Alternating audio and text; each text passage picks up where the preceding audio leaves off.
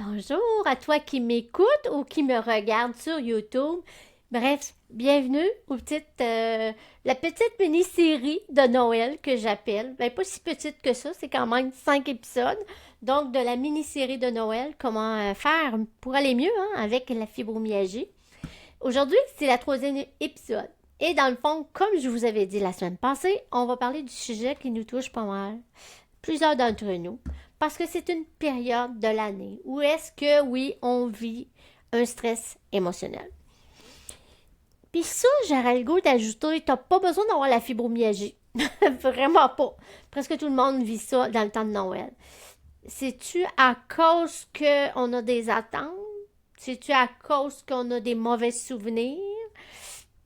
Ou bien c'est juste du fait qu'on a tout un rythme effréné là, des fêtes. Tu sais, j'ai déjà commencé à entendre des gens dire hey, moi, j'ai rien de fait. Puis ça s'en vient, là. Ça s'en vient vite. Mais le stress, si on le laisse faire, là, dans tous les départements de ta vie, ma vie, dans toutes les situations possibles, ça va et ça peut t'envahir. Moi, je suis là pour te dire qu'on peut essayer de vivre ça et de l'apprivoiser autrement. Ça se fait un petit pas à la fois. Hein? Vous savez, je suis bien ben bonne pour vous rappeler qu'on fait ça un petit pas à la fois. Parce que quand on essaie de faire tout en même temps, si tu as remarqué, ça fait pas grand-chose, ça fait pas feu longtemps. On va aussi aujourd'hui développer un peu comment la gratitude peut venir un outil très très précieux pour toi, pour te recentrer et puis aider à libérer ou alléger ton esprit. Donc, je pensais, j'avais déjà fait quelque chose sur la, la gratitude, mais je me rends compte que c'est pas ce que je pensais. En fait, ça me donne une idée que je viens d'en parler vraiment parce que scientifiquement, il y a des preuves. Donc, ici, moi, ce que je veux, c'est qu'on commence à penser, si on est capable, premièrement, de l'identifier, les sources de notre stress. Parce qu'il y a des sources de stress qui sont là, mais souvent, en tout cas, moi, dans ma vie, ça m'a pris du temps, personnellement, à être capable d'identifier, ça, cette émotion-là, ça part d'une source de stress. Donc, ça peut être aussi simple qu'une pression sociale. Tu sais, si tu es sur les réseaux sociaux, tu vas voir passer là, plein d'affaires, des images de Noël, puis des demandes, puis ci, puis ça. Bien là, ce que ça fait, c'est que ça peut t'emmener dans un état un peu de frénésie si tu mets ça devant tes yeux à tous les jours. Parce que là, tu vas avoir peur de ne pas en faire assez, tu vas avoir peur de ne pas arriver à temps, tu vas avoir peur et tu vas avoir peur. Et ça, qu'est-ce que ça fait? Ben, ça va faire du stress qui va monter. Et le stress qui monte comme ça tout le temps va faire que tu vas avoir probablement des choses au niveau émotionnel à gérer, là. On se comprend.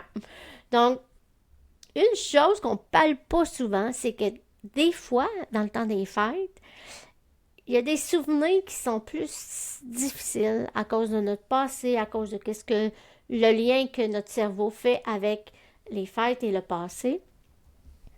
Donc, je sais pas, moi, je prends un exemple de si tu es un enfant qui, ses parents se sont divorcés dans le temps de Noël. Ça se peut que pour toi, ça soit un moment extrêmement difficile et tu veux juste passer par-dessus parce que ça te refait vivre toute la douleur émotionnelle que tu as vécue. C'est possible. Donc, je t'invite à faire une réflexion au niveau de qu'est-ce qui te stresse autour de Noël le plus. Tu sais, c'est quoi? Est-ce qu'il y a un élément déclencheur? C'est ça qui est important. Parce qu'il faut l'identifier. Moi, je dis toujours, quand je parle avec mes clients, une fois qu'on a identifié le problème, on est capable de travailler avec. Mais si on ne le connaît pas, on va essayer plein d'affaires, on va dépenser d'argent, on va parler, puis il n'y a pas rien qui va se passer au niveau de notre action parce qu'on ne l'a pas identifié. Donc, si ça fait du sens pour toi, partage-moi-le parce que honnêtement, c'est l'élément déclencheur de pouvoir nommer une, deux ou peu importe comment t'en as, des choses qui ont fait que, oh, j'identifie mon stress maintenant en lien avec Noël. Et après ça, ben, tu pourrais te dire, tu pourrais te dire, est-ce que je choisis maintenant de le vivre autrement? Qu'est-ce que je vais faire avec ce stress-là, cette émotion-là? Donc, je te présente aujourd'hui quelques petits outils dans la simplicité. J'essaie de rester toujours dans la simplicité parce que c'est quand même un podcast. On n'est pas en coaching un à un. Je ne connais pas personnellement chaque personne qui m'écoute ou qui me regarde. Donc, c'est pour ça que je reste plus simple. Mais c'est sûr que quand une cliente travaille avec moi, on va aller en profondeur. Mais là, pour aujourd'hui, une des premières choses que je voudrais que tu apprennes à pratiquer quand tu as un moment de stress, un moment de panique, un moment de tension, tu sais, quand tu n'en peux plus, là, ben c'est la respiration. Donc, rappelle-toi du 4, 7, 8. C'est 4 fois que tu vas inspirer profondément par ton nez, la bouche fermée, évidemment, ça va aller mieux. Excusez-moi. Tu vas retenir ton souffle 7 secondes. Et puis après ça, tu vas expirer lentement par ta bouche 8 secondes. Donc, tu veux répéter ça au moins 3 ou 4 fois un cycle complet. Donc, 3, 7, 8. Inspirer par le nez. Retenir 7 secondes. Ensuite de ça, expirer par la bouche 8 secondes. Et on recommence. Ça, ce que ça va faire, ça va calmer ton système nerveux sympathique. Donc, ça, c'est important pour le dire à ton corps, on va se calmer, il n'y a pas de stress, il n'y a pas un lion qui te chasse, calme-toi. Super important, plus que tu peux t'imaginer, parce que le système nerveux sympathique, quand il est clenché et que toi, tu as la fibro, laisse-moi te dire qu'il va rester clenché longtemps. Donc, utilise cette méthode partout dans ta vie quand tu as des problèmes au niveau de le stress. L'autre affaire, c'est quelque chose de vraiment incroyable, c'est le pouvoir qu'il y a dans le fait qu'on va ralentir. Dans le fond, c'est très calmant. Si je me dis, je m'en vais prendre un café avec un ami, puis je suis stressée, puis j'arrive, puis on boit notre café stressé, puis on passe stressé, puis tout est stressant, ça ne sera pas une activité qui va m'avoir permis de me déposer, d'être calme. Mais, si tu as remarqué, quand tu allumes une petite bougie et que tu te fais un petit café ou une tisane, peu importe ce que tu bois, tu te fais plaisir, ben, on dirait que naturellement, le corps, il y a comme ça décante, ça descend, et on sent qu'on est vraiment dans une belle position où est-ce qu'on se sent, ouf, tu sais là, le soupir qu'on peut faire parfois quand il y a trop de stress. Mais ça, c'est ton indicateur que tu as besoin de ralentir la cadence. Donc, fais attention à ça et essaye de ralentir. L'autre, c'est une image qui va t'aider à faire un visuel sur un souvenir qui est très réconfortant pour toi. Là, on ne choisit pas une image qui va activer. On choisit une image qui va faire un ancrage mental, qui va être quelque chose qui va calmer déjà et te faire même sourire peut-être, tu sais, parce que c'est un endroit qui est empreinte de « Ah oui, j'étais bien quand j'avais ça ». Moi, j'ai une image de moi et mon mari dans un... voyons, comment ça s'appelle? Bref, sur le bord de la mer, le sable est blanc. Et puis, c'est tellement paisible et beau.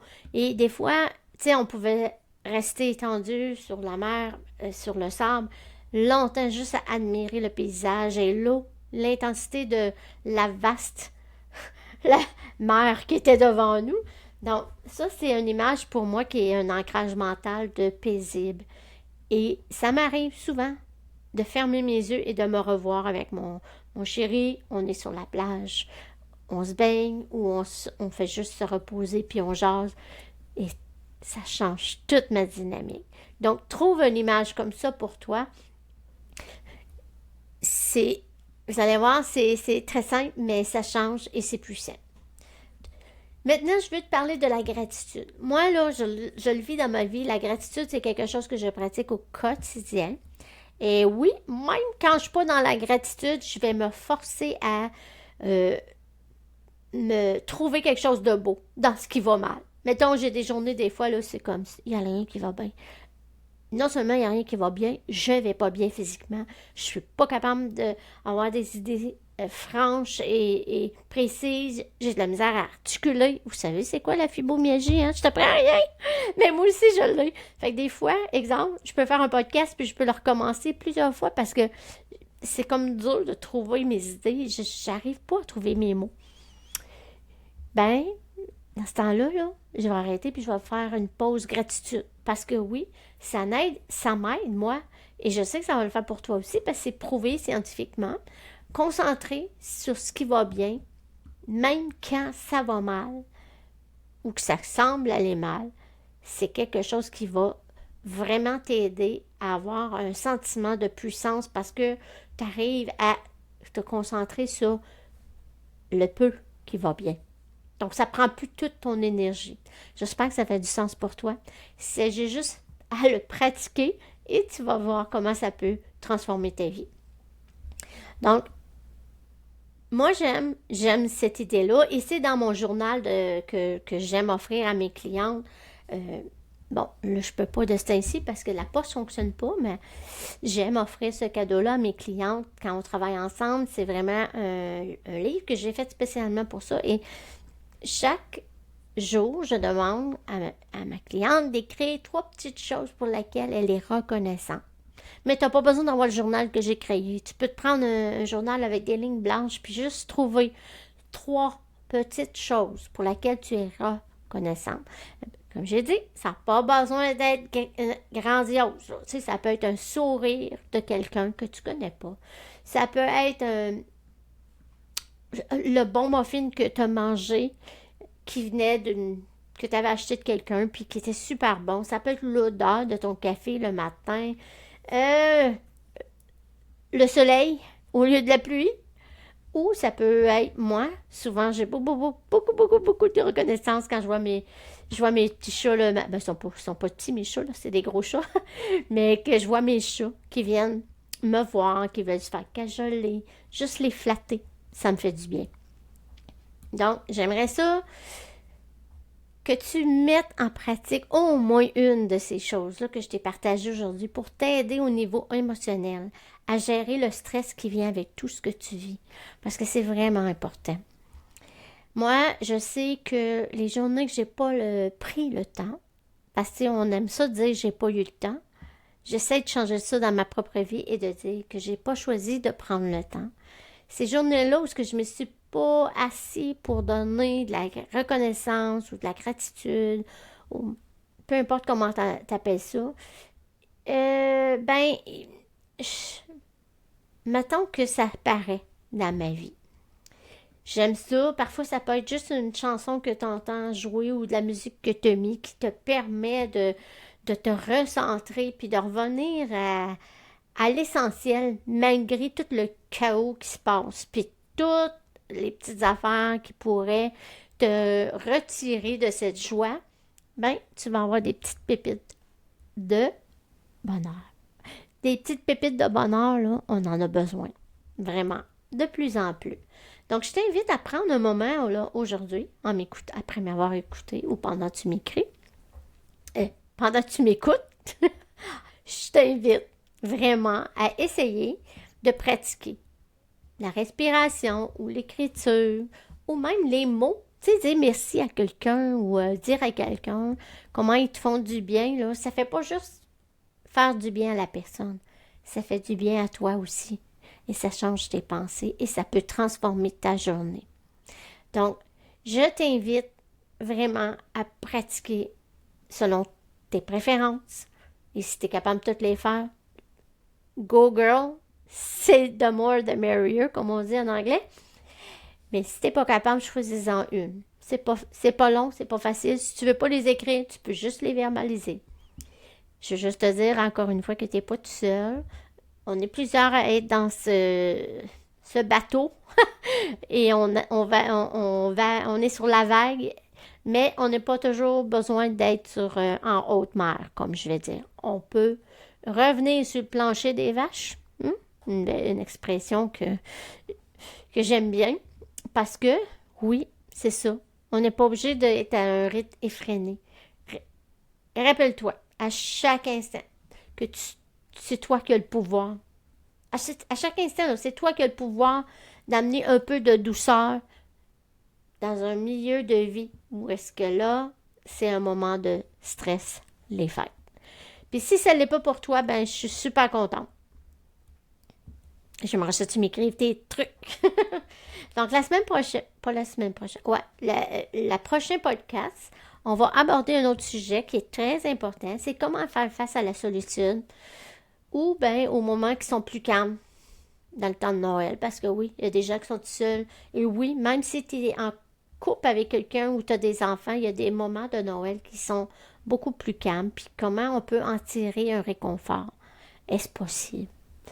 Donc, je te dis à très bientôt et prends soin de toi et oublie pas de télécharger le PDF avec les questions. Alors sur ce, je te souhaite une excellente journée et on se dit à la prochaine épisode. Bye!